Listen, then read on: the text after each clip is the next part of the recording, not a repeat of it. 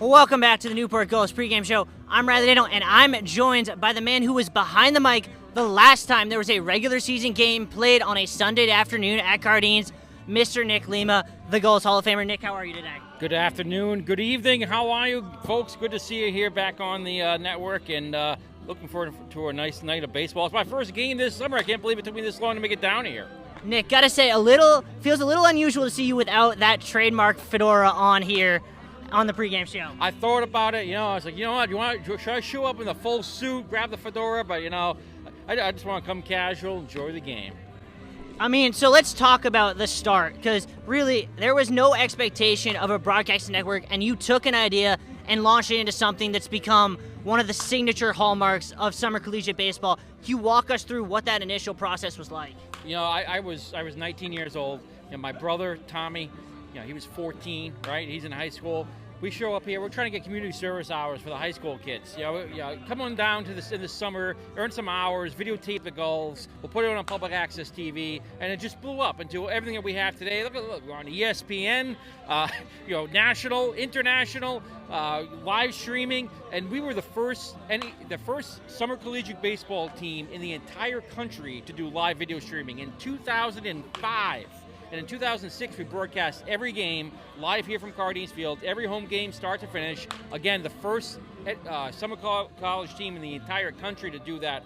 I was just really proud to be part of that. I was proud to have a good team of people. There are high school kids, college kids, interns, volunteers, just coming down, helping us out, and bringing Newport Gulls games to the families, of the players and their friends back home, and as it turns out, over time, tens of thousands of watchers and listeners. So I guess that's my next question then. Did you ever imagine it could get to where it is now with a global, almost international reach? Absolutely not. Not in my wildest dreams. I was just happy to be on Newport County Television Public Access. I was just happy, we were streaming online or on YouTube back in the day. To be streaming now on ESPN, I watch the games. I've been watching the games all summer. To see the production values and trust me, for the time, 15 years ago, we had a few cameras, we had instant replay and all that, but the level of professionalism that exists now is night and day compared to what we were able to pull off, and I'm just so impressed how the Gulls, as a broadcast team, as a group, as an organization, continue to raise the bar, not just on the field, but with this production and the quality of the media operation. You talk about raising the bar. I don't think anyone really is emblematic of that, quite like your brother, our producer, Tom. Can you talk about his role as a high schooler coming in, helping you found this broadcast network, and then really expanding upon it, continuing to raise the bar to this day? Tommy's been here since day one, 2004. He was 14. I think he was 13 years old when we first started. He was setting up these cameras here at 1 o'clock in the afternoon, wiring the ballpark. Sitting down there in that 90-degree production control room before they had a little AC in there. And he does so much work. And I left the team in 2016. That was my last season. And here we are 8 years later. He's still here. He's still coming in here all the time, and guiding the new generation. Tom Lima is the heart and soul of the Newport Gulls media operation and everything that has been built up. And he and I used to have some wild fights down here. Let's do a 45-minute pregame show in the playoffs. He's like, we can't do that. It's impossible. Let's start taping at 3 o'clock for a 6:30 game. Nesson wasn't doing that, and here we were, 15 years ago, pulling it off with volunteers. Speaking of phenomenal returns to Newport, you had your return in December when you were inducted into the Gulls Hall of Fame. Alongside manager Mike Coombs, can you talk to us about what that moment felt like to finally get the recognition you so richly deserved?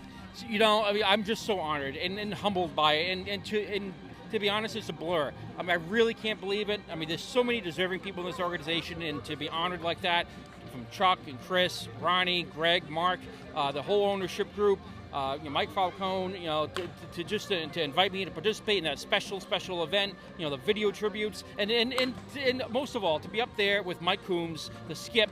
I was there with him from 2005 all the way to 2015. He and I shared a lot of bus rides together, so to share a stage with him, plus 5 of the best players in Gulls history, another 5 Hall of Famers. There were 7 of us inducted in that class earlier this year. It was truly special and truly remarkable. Well, it's been another special season here at Cardines. We're going to take a short break. When we come back, the Newport Gulls pregame show rolls on. Welcome back to the Newport Gulls pregame show. I'm Riley Daniel, and I'm joined by the master of the splitter himself, Nick Dorito. Nick, how are you today on Game 1 of the Championship Series? Feeling good, ready to go, ready to get a dub.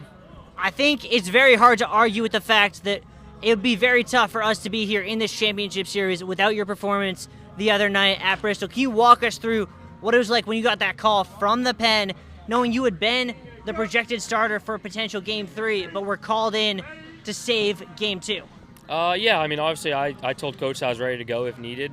The plan was for me to start the next game, but, that's a must-win game right there. Winning 2 instead of having to play a third is really big. So, it's kind of just laying it all on the line and be willing to be flexible with the rotation. Speaking of laying it all on the line, there was that really unfortunate play that led to a run where it was hit off your ankle, and it seemed for a moment as if it was going to be a question of whether or not you were going to continue, and then you just shrugged them off. What was going through your head when that happened? Just got to battle through it, So I just kind of wore it and got to tap into that inner mentality and just fight through it. Joined by Gulls outfielder Andrew Duncan. Andrew, it's been an amazing postseason run for you, hitting 10 for 19 to start off the postseason. The best we've seen you hit all year. What went into this transformation we've seen since the All-Star break? Just being more aggressive at the plate and just looking for pitches over the plate. I mean, these guys are going to make mistakes, and you just got to capitalize on those mistakes. Let's go back to that triple back in the first game of the playoffs against Valley. That ball hit the fence. You were standing rounding first base, and then all of a sudden I blink my eyes and you're on third base. What was it that you just allowed you to turn on the afterburners, look like Noah Lyles out there? I don't know. As soon as I saw the ball hit the wall, I was like, there's no way this guy's going to get me out at third, because I saw him kind of lost out there. I was like, I'm just going to try and get 3 right here, and it happened. So. Speaking of runners being thrown out, you've actually caught a runner on the base pass here in the postseason, and it seems as if we've seen several teams now almost be hesitant to run on you. What lights up in your eyes when you see those runners trying to get that extra base and you know you have a chance to throw them out? Well, to be honest, it's like I don't know why they're running, so I'm going to just make a good throw and my guys will put the tag down, so that's about it. Yeah, they will, as they say from the dugout. Randy laughing along with us. A very happy Gulls team here pregame. Speaking of things that are made us happy, one of the most exciting moments of this season was Colby Holcomb getting drafted. Today we got some more news about him. He's going to Single A Dunedin. That's your hometown. Yeah, I saw What's that. your advice for Colby living down in Dunedin? Man, just keep doing big things and have fun. Well, welcome back to the Newport Gulls pregame show. I'm Riley Daniel, joined by Nico Brini. Nico, it seems crazy to say, but it is possible the next time we see you Gulls back at Cardines, you guys will have a playoff spot locked up. What's the mentality knowing it's only now with a match number of 6 here? There's really no difference. We do the same things we were doing all season, and hopefully it's locked up when we see you again. Speaking of things that have seemed to make no difference, you've recently moved from the 9 spot to leadoff, but it seems you're just hitting better and better. How has being in the leadoff spot changed your mentality, your approach at the plate? Honestly, it's just the difference of what pitches I'm seeing, but my approach has stayed the same, and if I get the pitch I'm looking for, hopefully it's been doing the same thing that I've been doing all year. To celebrate being a back-to-back NECBL champion, but gotta ask Nico, what was that feeling as you saw that ball go up the middle and you were routing third base, passing Teddy Regan? I mean, no one better at the plate. Dixon's been doing it all year, and saw that ball go up the middle, and all I had to think about was not slipping in the mud, and he made my job pretty easy. He did. You got one last year on the road at Bristol where you were a huge part of it, had 4 hits in 2 games. Tonight, scored the winning run in extras here at Cardines. How does it compare? It was amazing to do it in 2 last year, but there's something special about winning it at Cardines. In extra innings, you couldn't beat it. Could not beat it, could not describe it better myself. Congratulations, Nico. Here, post-game with Tyler Hare. Tyler, we saw the magic of the 10th inning, but in order to get there, we needed you to be the hero, not once but twice, with 2 massive home runs. What was going through your mind when you stepped up to bat with 1 out in the bottom of the 9th? Got to do something here. We got up there. We'd been battling all game, and gotta have something in that situation. And I was thankful enough to deliver there. So, it was a great win, and couldn't ask for anything more. And on that one, which hit right up off the netting, when did you finally realize that you would tie the game? I finally realized that I had done what I did when I had high-fived Ted Regan at third base. I knew that something special had happened, and we finished the job, and it's an incredible feeling. Speaking of special things, let's talk about what you described as the greatest play you've ever seen in that catch by your teammate Dixon Williams in the bottom of the 8th. Yeah, he's an athlete like I've never seen before. He's just a freak. Any field you put him on, he will excel. I'm excited to watch him play. He's an awesome person and a really great player. So, all right, I got a question that's a little more unique to you.